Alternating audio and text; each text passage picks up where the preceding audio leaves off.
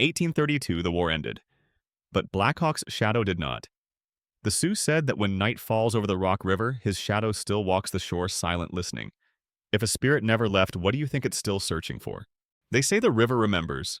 Even when the forests have burned away, when the maps have forgotten its bends, when the treaties have turned to dust, the water still carries the sound of voices that were never buried deep enough. The old Sioux and Sauk called it Wakang Wakpa, the river that speaks. Later settlers called it cursed, but those who had seen it under the pale light of early morning said it was more than cursed, it was alive. If you stand on its banks today, you can still feel it. The mist comes low and heavy, the reeds move without wind, and somewhere under the hum of the current, there's the faint rhythm of drums, old, steady, patient. The kind of sound that doesn't stop when men die. In the summer of 1832, that river became the line between two worlds, the world of the living and the one waiting beneath. It began as a march, or maybe an exile. Black Hawk, a Sauk leader already growing old, led his people across the Mississippi back into the lands that had once been theirs. The treaties said they had no right. The soldiers said it was invasion, but the old man said he had heard voices, ancestors calling him home. The newspapers from St. Louis wrote of a restless band of Indians, 200 souls moving east with women and children, warriors and widows. But they didn't write about the river fog that swallowed entire patrols, or the night cries that carried across the plains so distant and yet so close that a sentry once fired at the sound and hit nothing but water. A journal found years later near the Rock River told of that night. The river glowed faintly. It is impossible to describe, but we felt watched. The horses refused to drink, and one man claimed to see figures walking upon the surface. We told him to hold his tongue, but when dawn came, his blanket was found adrift and the man was gone. Black Hawk's people followed the river north, not as conquerors, but as exiles haunted by dreams. The women spoke of seeing their ancestors in the mist. Some said a hawk flew above them every dusk, circling but never landing. They took it as a sign that their leader's spirit had already crossed ahead. But to the frontier towns, fear spread faster than the current. Settlers whispered of revenge of massacres yet to come. Militia companies rode out their boots heavy with mud, their rifles gleaming with moisture from the river air. They called it the Black Hawk War, but the Sioux who watched from the ridges and shadows called it something else. They called it the awakening of the spirits. Weeks later, when the first blood was spilled, the sky turned strange storm clouds formed from nowhere, and lightning struck the same stretch of water 3 times in a single night. The elders said it was the Great Spirit marking the place of passage. The soldiers said it was coincidence. The river said nothing, but its current grew darker. Years afterward, travelers would claim that the river made sounds at night, not the sound of running water, but of breathing, of chanting, of whispers calling a name that carried through the trees, Makatai Meshakiakiak. Black Hawk? They say if you listen long enough, you can still hear it. When the moon is high, when the frost hangs above the reeds, when your horse stops without reason. The silence deepens, the mist thickens, and somewhere behind you a whisper answers. This is not just the story of a war, it's the story of a river that refused to forget. The story of a man who crossed it once more and never truly returned. Tonight we travel back to that water, to the summer of 1832, where the Sioux whispered of shadows and history, tried to bury what the river would keep alive forever. Because sometimes the dead don't rest where we leave them. They drift waiting for us to remember. The year was 1832. The frontier still half wild, half tamed, a wound stitched badly between the old world and the new. Spring had melted into early summer, and the land along the Rock River shimmered in restless light. From the bluffs, the plains looked endless, a sea of grass breathing in waves, rippling under the western wind. But beneath that calm surface, something moved old, unseen, waiting to be remembered. The soldiers called this place the Upper Mississippi Territory, a land of promise soon to be plowed, charted, fenced, renamed. But to the Sioux, to the Sauk, to the Fox, it was something else entirely. It was the spirit's corridor where ancestors still walked in the shimmer between earth and sky. Every hill, every bend in the river, every grove of oak carried memory. And memory to the native mind was not just something to recall, it was alive. On one such morning, the mist hung low over the water, and a lone rider appeared along the far shore. A white horse splashed with mud, a figure draped in a weathered blanket of red and black. The scouts recognized him before he even crossed Black Hawk, the old Sauk leader who refused to vanish into the west. He was older now, his hair streaked with gray, his eyes hollowed by too many betrayals. But his bearing was still fierce, carved by years of command and loss. Behind him rode his people, families, children, warriors carrying bows worn smooth by generations. Not an army, not quite. More like a procession, a nation moving between life and disappearance. They had crossed the Mississippi once before years earlier under treaty and deception. They had been told they must leave, that the rich lands of Illinois, their ancestral home, now belonged to white settlers, but this year something called them back. Black Hawk claimed it was the spirits, his ancestors, who spoke in dreams telling him to return to the land where they rested. To others it was desperation, a people starved, cheated, cornered by promises written in English they could not read. But to the old man himself it was more than hunger or pride. It was the unfinished song of his nation. That morning when their horses reached the Rock River, he stopped. The water was clear but heavy with spring flood, the current whispering as if speaking his name. He dismounted, scooped a handful, and let it run through his fingers. Then he looked north toward the smoke that curled faintly on the horizon, the lands of the Ho-Chunk and the Sioux. Some said he saw an omen there, a hawk circling against the sun, the shadow crossing the water like an arrow. He told his followers, "We will go home, even if home has forgotten us." Across the plains, word spread fast. Traders sent warnings to the fort at St. Louis. Settlers packed their wagons in fear. Rumors twisted faster than truth. Black Hawk has returned with an army, they said. The newspapers called it an uprising. The militias called it revenge. But the Sioux, watching from their distant lodges wrapped in the smoke of their fires, called it the river's answer. They remembered an old story told by their elders that one day a warrior guided by spirits would return from the west. And when he crossed the talking river, the land itself would tremble. In the evenings, Sioux hunters camping near the river claimed to hear drums from far away. Not the drumming of war, slower, deeper, like the heartbeat of the earth itself. One young scout swore he saw figures of light dancing on the surface of the water, reflections that moved against the current. He said they looked like warriors walking silently, their faces painted white. The elders told him not to speak of it again, that to name what he saw was to invite it. Meanwhile, in the frontier towns, Galena Dixon's Ferry, Stillman's Run tension crackled in every saloon and post station. Men loaded muskets, hung lanterns over doorways, and swore they'd drive the hostiles back into the west. But few of them had ever met the man they feared. None knew that Black Hawk carried no army, only about 1,000 followers, half of them women and children. They had come to plant corn, to pray at the graves of their ancestors, to live, not to fight. But fate, like the river, had its own course. That same week, a storm rolled across the plains, lightning streaking through the trees, thunder shaking the low hills. At dawn, the air hung still heavy with the scent of rain and ash. A U.S. patrol sent to track the Sioux camped near the river, only to vanish overnight. When other soldiers arrived, they found the ground untouched, no bodies, no signs of struggle. Only hoofprints. That ended at the water's edge. And in the mud, a strange marking, a spiral carved by hand surrounded by feathers soaked through with river clay. The Sioux said it was a calling mark, a sign that the river had claimed what was its own. In the months to follow, that pattern would repeat. Small skirmishes erupted, soldiers disappearing, camps burned, smoke rising where no footprints led. Each time the river seemed to whisper louder. Each time more people swore they saw a dark bird circling the sky at dusk, its wings catching light like iron. Black Hawk's followers built their camp along the riverbank, setting up hide-covered lodges and smoke fires to keep insects at bay. The nights grew thick with sound water against the reeds, the distant cry of coyotes, the whisper of wind through pine needles. But there was something else, a sound too steady to be wind. It came from the east bank, faint at first, a low hum, rhythmic, ancient. Some said it was a Sioux ritual, others the murmuring of spirits beneath the water. Even the old women began to dream strange dreams. They spoke of a river that ran both ways, forward to death, backward to memory.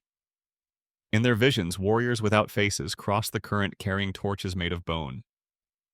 When they woke, they heard nothing but the sound of water against the shore.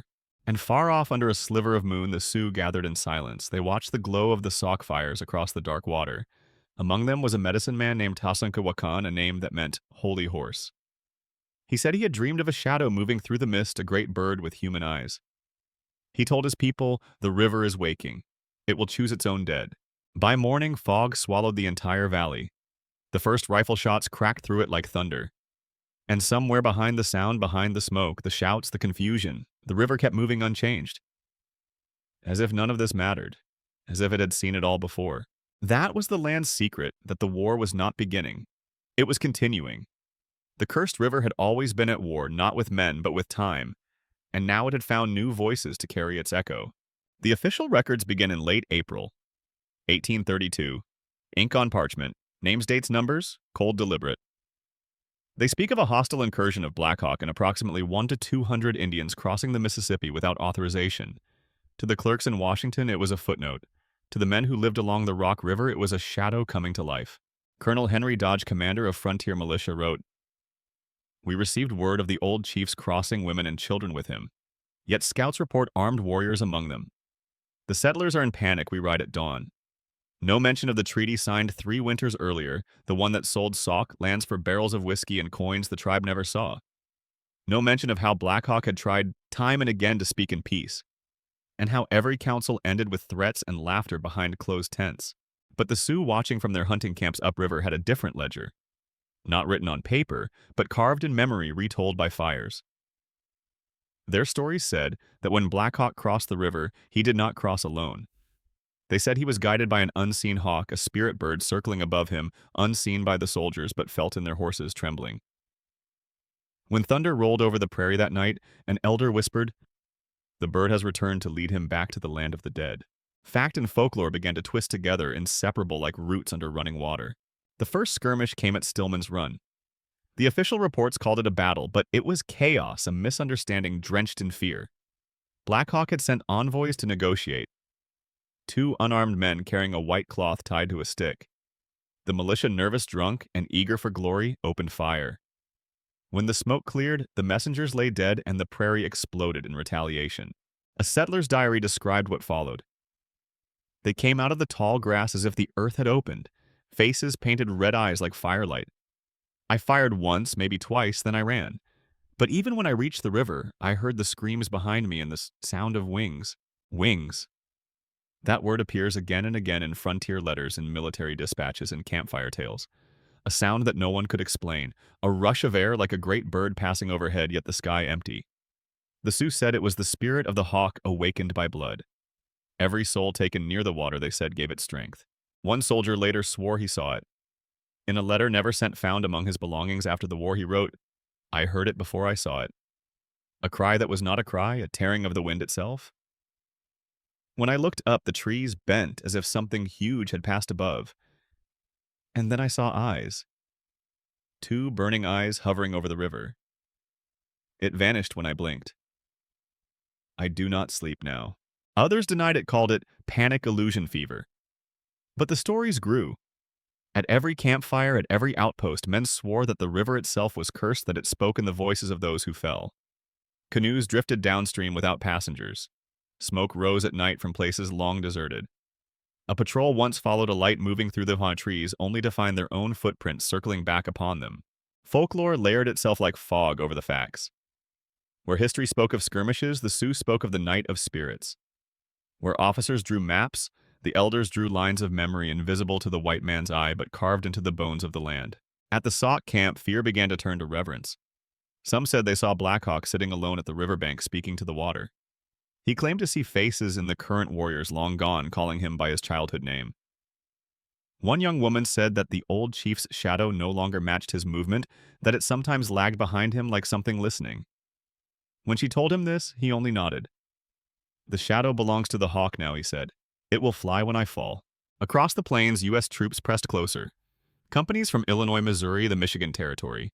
They marched through rain and mud, guided by scouts who swore at night they heard drumming not from the enemy camp but from beneath their feet. A private from Fort Blue Mound wrote, "The sound travels through the ground like a heartbeat.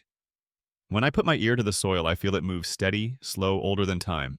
The Sioux priests said the river's spirit had awakened. They performed a ritual of smoke and song, burning sweetgrass along the shore. As they sang, they threw pebbles into the water, each one carrying a name of a fallen ancestor. They believed this would calm the spirit, keep it from hungering for more souls. But the next morning, the pebbles were gone and the smoke fires had been snuffed out by dew, though no rain had fallen. In the official record, the campaign continued north. Enemy movements along the Rock River observed, pursuit initiated. But the reports thin out after June, as if the very clerks grew afraid to write what they heard. Settlers began abandoning their homes, leaving food on tables, fires still burning. They said the nights had grown too long, the fog too thick, that their livestock refused to drink from the river. One man claimed his reflection in the water spoke back not in words but in breath. By midsummer, the frontier was fevered with dread. And yet the war itself, the tangible war, barely existed. It was a trail of small ambushes, vanished scouts, empty fields. The real battle, it seemed, was between the visible and the unseen. Some historians would later call it hysteria. the superstition of men in wilderness, but among the Sioux the story endured. They said Black Hawk had walked with two shadows his own and the spirit of the hawk, the one who remembers every broken promise. When he crossed the river, that spirit awoke and fed on the lies of men. Every treaty signed in deceit was another offering. Every life taken unjustly became another whisper in the reeds. And so the cursed river carried both the ink of history and the breath of legend. Every fact birthed its echo. Every echo left a mark. Even now the maps name it differently, Rock River the English call it. But to those who listen at night, it's still Wakang Wakpa. The sacred river. The cursed river. A place where no line between truth and myth can survive. Because here in this land of water and silence, every story sooner or later flows back to the same question. Was the curse the river's or ours? By midsummer, the frontier had turned restless. The grass stood too still. The air carried that strange weight, the kind that presses on the chest before a storm. Everywhere there was movement, but no sound. Patrols vanishing, horses found with empty saddles, campfires burning, but no footprints near them. It was as if the land itself had begun to breathe differently, slow, deep remembering. The war had not yet been declared in full, but something had already crossed the threshold. Soldiers wrote of phantom riders seen in twilight, dark shapes gliding through fog, never leaving prints. Farmers near the Rock River claimed to hear chanting drifting from the water, not loud but rhythmic, as though a song was being hummed just below the surface. And every night the fog thickened earlier. Each dawn took longer to come. At Apple River Fort, a scout named Francis Dunn kept a small notebook. The first entries were brief: June 10th, movement along the river. Fires spotted north of the bend. Then they changed. June 12th, heard drumming again. Not thunder. Horses restless. Sergeant says it's wind. It isn't wind. June 14th, 2 men missing. Found their muskets at the bank. The water was moving upstream. By June 16, his handwriting trembled. We lit no fire tonight. There are faces in the fog. They do not move yet. They watch. He was never seen again. The notebook, soaked and warped, was recovered months later. Half its ink bled into the paper like watermarks. Further north at Wisconsin Heights, settlers built barricades out of fear rather than strategy. Children refused to sleep, saying they heard whispering from the floorboards. One mother wrote to her sister in Galena, "The nights are wrong here. Even the dogs hide. When we fetch water, we do not look at our reflections anymore." Meanwhile, the Sioux told their own tale of the river that walks. They said its current no longer obeyed the moon but followed the dead. One medicine man told of seeing footprints in the mud that filled with water, then light, then vanished. He warned that Black Hawk was no longer alone, that something else had begun walking with him, something older than man. The soldiers marching under General Henry Atkinson felt it too. Their maps became unreliable landmarks, shifted trails, washed away overnight. One corporal described the march north as walking through smoke that never lifted. Another claimed that every time they made camp near the water, a voice murmured behind him at dawn, calling his name softly in his mother's tongue. He deserted after the third night. They found his rifle by the riverbank, still warm. The cursed river had begun to feed. Fact mixed with madness, dispatches came in thin and erratic. Some spoke of entire militia units losing their bearings, marching in circles until their boots bled. Others described ghost fires burning across the water, campfires that seemed to vanish when approached, only to reappear farther upstream. One report dated July 2nd described unusual phenomena in fog density, while another simply said, "The men will not approach the river again." And yet life went on for those caught between both sides. Native scouts spoke of hearing babies cry from within the mist, though the Sauk had already moved north. White settlers claimed their wells filled overnight with river water, black and still. An old trader, Francois Leclerc, swore he saw a canoe moving by itself one night. No oar, no man. Yet the sound of paddles slapping softly echoed in the silence. When he shouted across the current, the canoe stopped, turned slowly, and it drifted back toward him against the flow. He ran. By July, the violence had become unavoidable. Militia troops clashed with Sauk warriors near Wisconsin Heights, gunfire smoke, the chaos of mud and thunder. But even there, witnesses spoke of things that had no place in a battlefield. A soldier named David Haight wrote later, "They came out of the fog, but the fog did not follow them. It stayed behind, moving as if alive. I fired twice. When the smoke cleared, I saw the shape of a hawk above us, wings spread wide as the sun. I swear it was made of shadow. For the Sioux who watched from the ridges, it was no surprise. They said the hawk spirit had taken form, the omen that the river was reclaiming its blood. They spoke of hearing the river hiss as bullets struck the surface. They said it sounded like laughter. And after that night, the river changed again. Settlers found fish floating dead by the hundreds, though the water ran clear. The surface shimmered with oil, but there was no source, no smell. Just that strange gleam, silver by day, black by moonlight. The locals began to call it the Mirror of the Dead. A missionary's log from the time describes a haunting scene I came to baptize the wounded.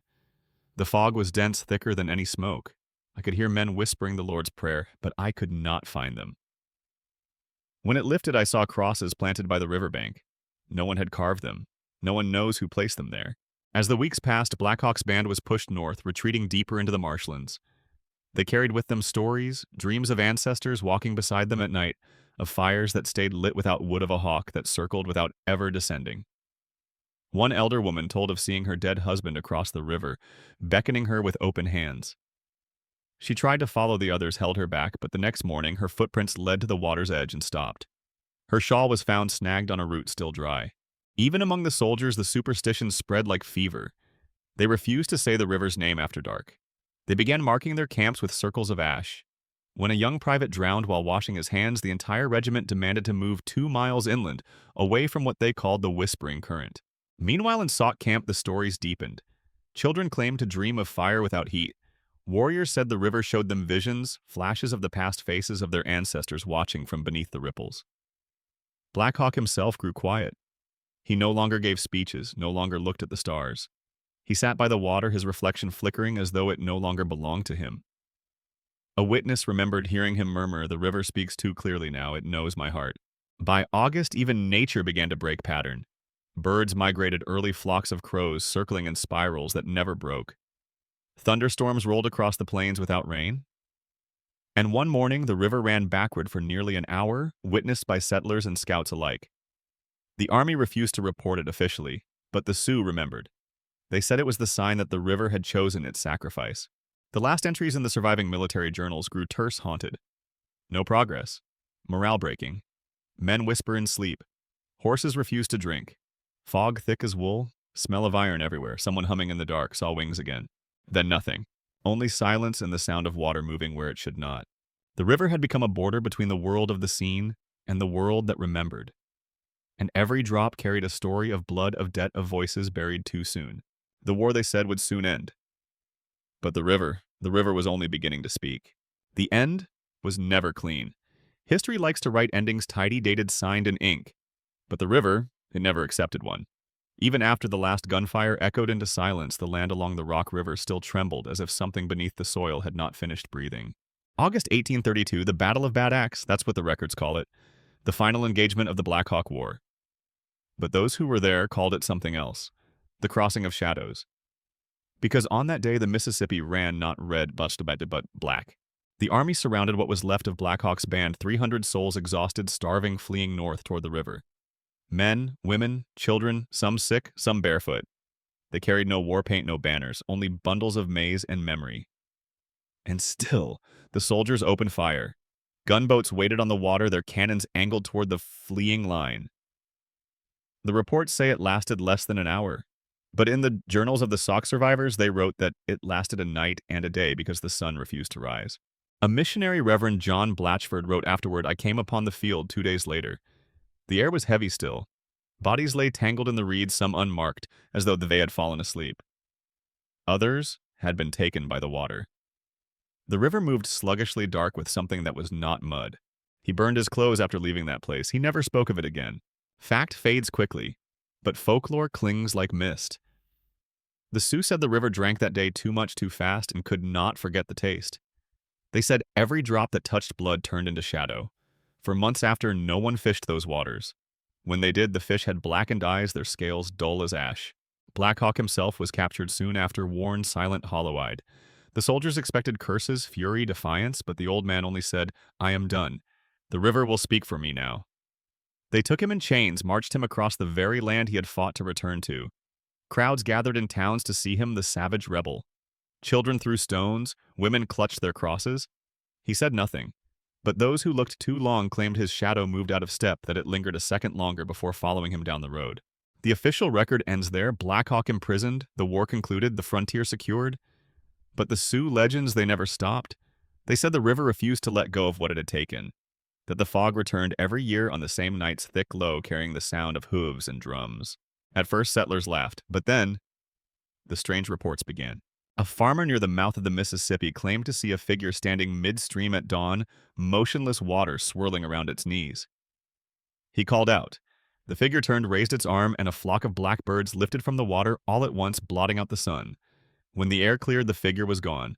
Only a set of footprints led from the middle of the river to the shore and stopped. Elsewhere, wagon trains heading west spoke of lights moving along the bluffs at night. Lanterns too steady to be human. A woman's voice singing sometimes Sauk, sometimes English, sometimes neither. Children cried that they saw faces watching from the water's edge, eyes bright as stars. And always, the same whisper carried on the wind, Black Hawk. Black Hawk? Folklore bled into religion. The settlers built a chapel on one of the old battlegrounds, hoping to sanctify what they could not understand.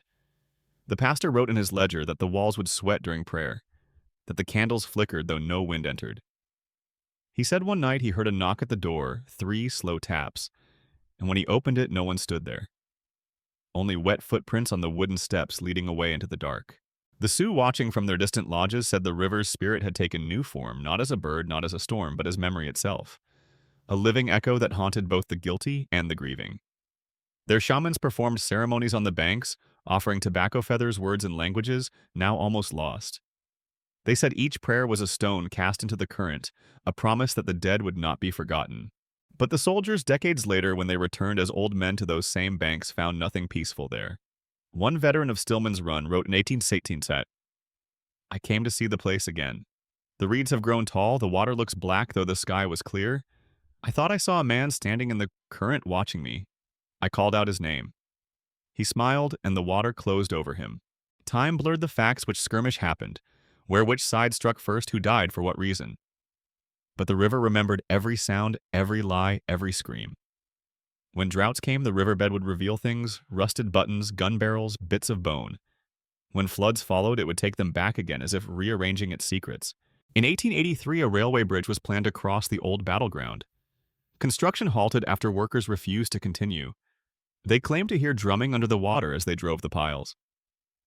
At night, their tools moved hammers, misplaced ropes, untied tracks bent. The foreman dismissed them, until one morning a full section of the scaffold was gone. Swept away in calm water. The report called it an act of nature, but locals whispered it was the river's toll. And still, the legend of Black Hawk's ghost spread from Illinois to Wisconsin, from Iowa to the Dakotas.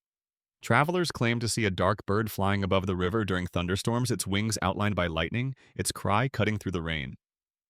Some called it the Thunder Spirit. Others said it was Black Hawk himself searching for the voices of his people. In Sioux belief, the spirit of a warrior who dies unjustly never walks alone. It walks with the sound of what killed it. And so the wind along the Rock River still carries 2 sounds: the rush of water and the faint crack of muskets that no longer exist. Even modern accounts echo the same pattern. Fishermen speak of sudden silences of fog that forms without temperature change. Campers claim to see torchlight moving along the bluffs. Photographs taken near Stillman's Run show streaks of light like wings unfurled. One investigator writing for the Historical Society in 1929 ended his report with a single line, "The water never forgets." And perhaps that is true. Perhaps what began as a war between men became something larger. A wound in the land, a memory carved into the current itself. Because every year when summer thickens and thunder rolls across the plains, locals still say the same thing. That the fog rises from the river with voices in it. That it speaks in half-words, broken Sauk, broken English. And that if you stand long enough by the water, you will hear it call your name slowly, clearly, as if testing whether you belong here, Sabah, or not. Fact may have closed the book in 1832, but the folklore never stopped writing. And in that space between record and whisper, the cursed river still runs. The story should have ended. But the river wouldn't let it. Even when the newspapers stopped printing, even when the historians wrote their final lines, something beneath the current kept moving, whispering. Decades passed. The frontier hardened into farms and fences. The Sauk and Sioux were pushed westward, scattered across reservations far from the lands of their ancestors. But in the quiet hours before dawn, when the fog rolled low, the same sound returned, a faint, distant rhythm, like footsteps underwater. The 1870s brought railroads, steam whistles, telegraphs, and yet men still feared the river. Track workers swore they heard drumming beneath the bridge foundations. Telegraph operators refused to stay after midnight, saying the lines hummed with voices when no one was transmitting. One man described it as the sound of breathing through wire. A surveyor from Chicago, Edward Talcott, kept a journal of his work mapping the Rock River Valley. His entries began with numbers, depths, coordinates, weather notes, but by the end they read like confessions. I followed the river for 30 miles. At night the water glowed faintly, not reflected light but from within. I heard voices under the surface, not words I knew, but syllables drawn out like prayer.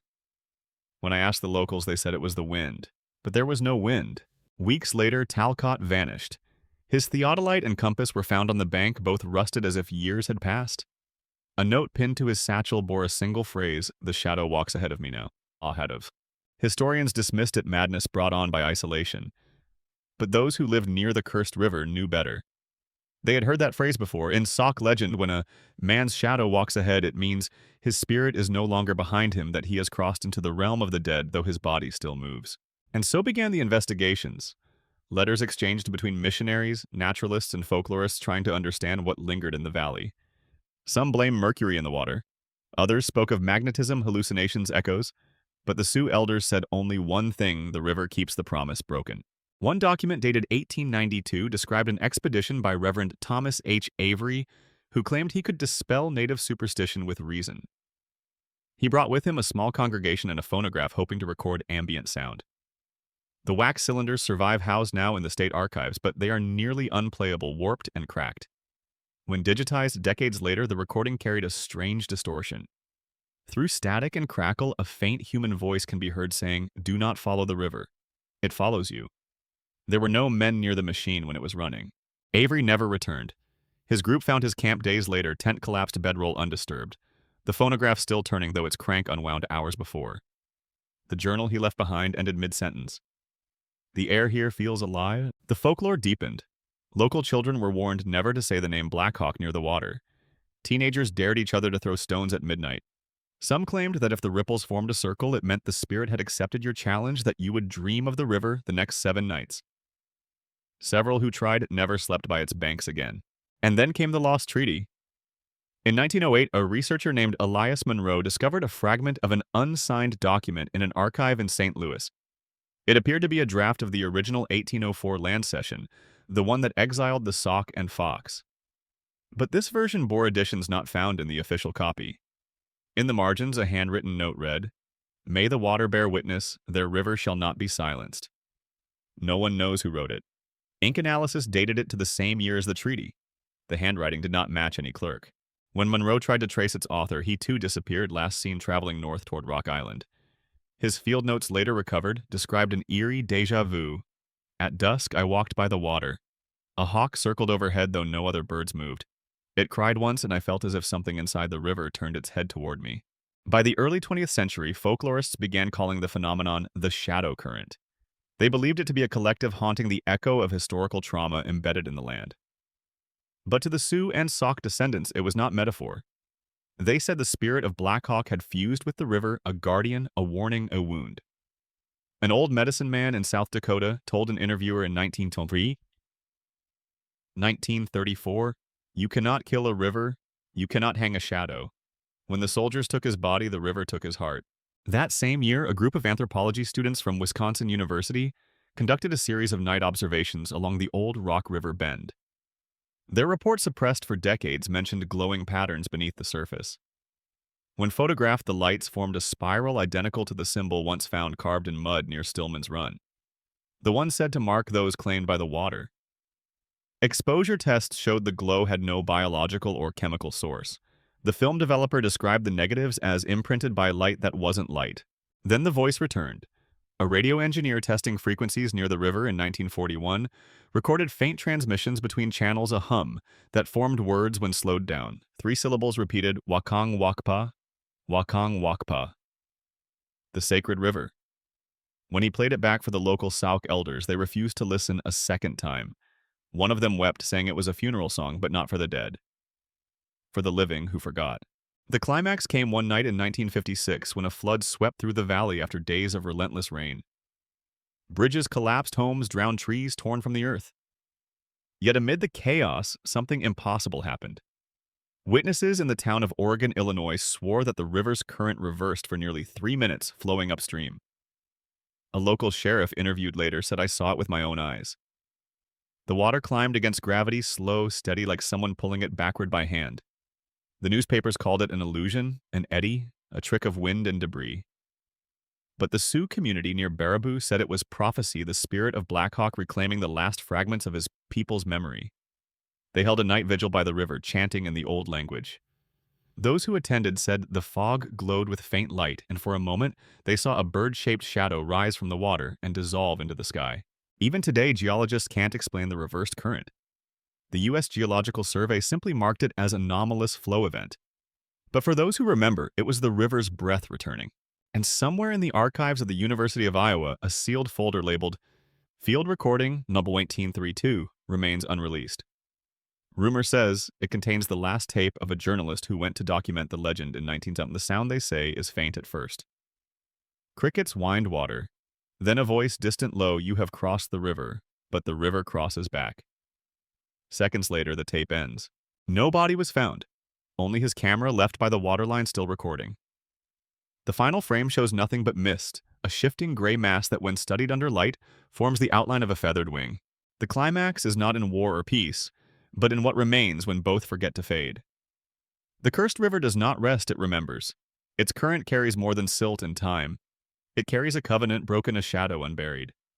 And every generation that touches its banks hears the same sound, the slow beat of wings beneath the water, calling from a place where history and haunting are the same.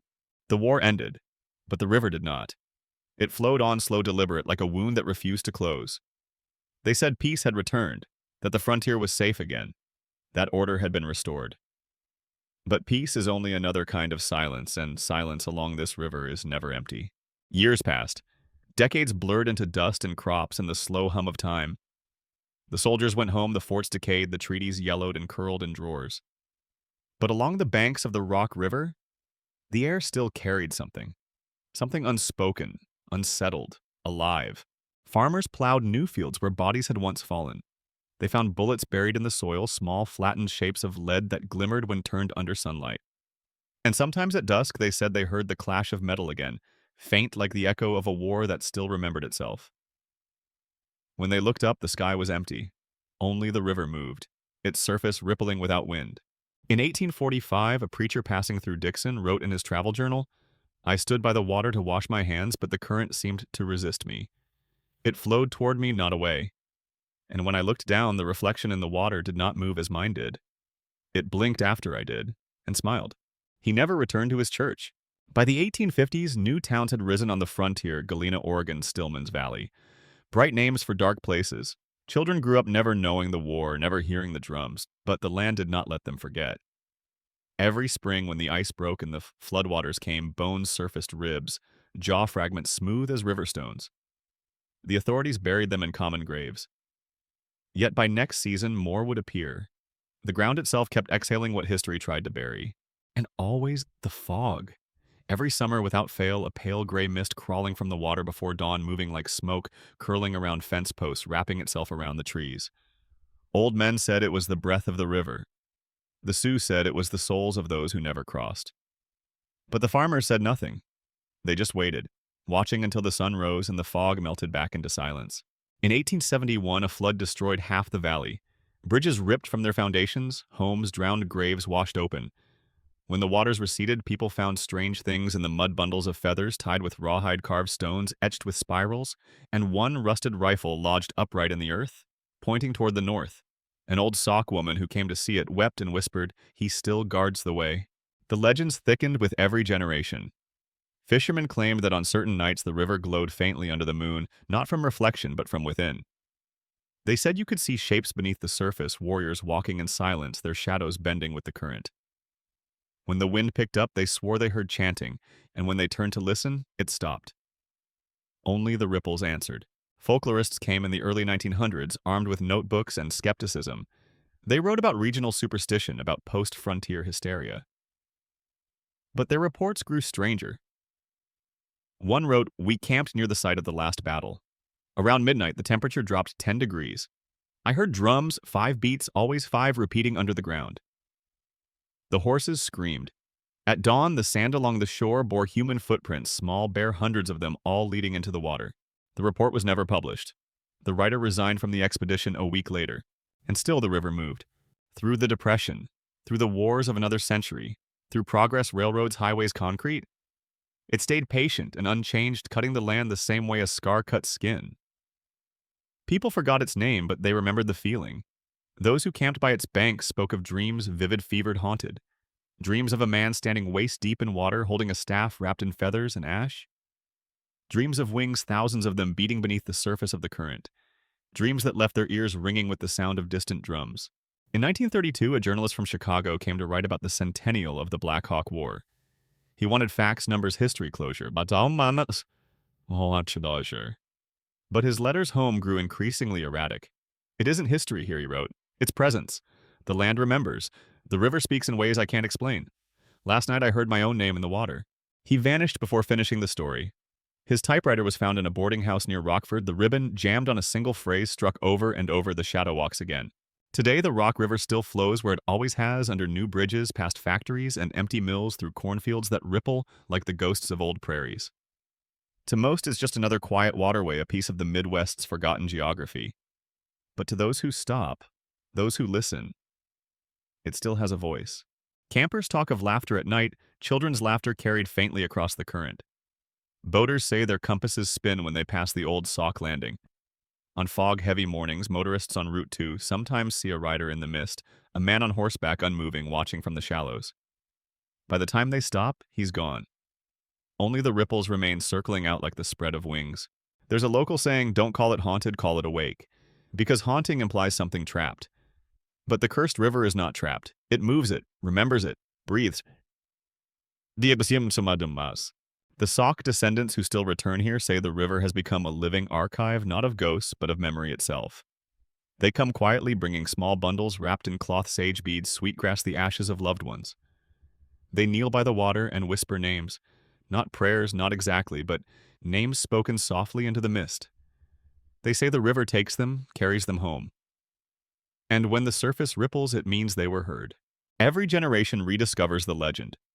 The scientists record their readings, temperature shifts, magnetic anomalies, fluctuations in sound frequency. The believers tell stories of the hawk seen over the valley before storms, of the lights that follow the current, of the feeling that someone is standing just behind you when you look into the water. Each explanation contradicts the next, yet all lead to the same conclusion: the river remembers. At night, if you listen closely, the water still hums. It isn't wind. It isn't the echo of machines. It's something older, a resonance that moves through bone, through time. Some say it's the voice of Black Hawk himself. Others say it's the land mourning its own forgetting. Either way, it's real. And when the moon is thin, when the stars blur above the mist, the river becomes a mirror. It shows not your reflection, but something behind it. A field of grass, a line of warriors fading into the horizon, a shadow that turns its head and looks back.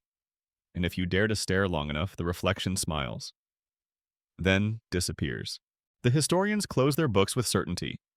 The Black Hawk War concluded August 1832. Casualties: 77 Americans, 600 Sauk and Fox. But the river writes its own history, not in ink, but in the way fog clings to the hills, in the way thunder rolls twice across the valley, in the way the wind carries a voice you can't quite understand. And maybe that's the point. Maybe the cursed river was never about ghosts at all. Maybe it's about what happens when memory refuses to die, when the land itself becomes witness. When the past keeps walking beside the present, step for step, breath for breath. Because even now, when the world has forgotten, the river still remembers the sound of the drums. Still remembers the cries. Still remembers the old man who looked across its water and whispered, "I will go home." And if you stand there where the fog meets the reeds, if you close your eyes and let the silence settle, you will hear it too, that heartbeat beneath the surface. Slow, patient, eternal, the sound of wings, then rising once more. The river still flows, through seasons, through centuries, through stories never fully told. Some say it's just water, but the Sioux say it's a call meant for those who choose to listen. Perhaps tonight, if you close your eyes, you'll hear it too. Not the cry of the past, but the breath of memory that still lives. And the question is, would you dare to listen?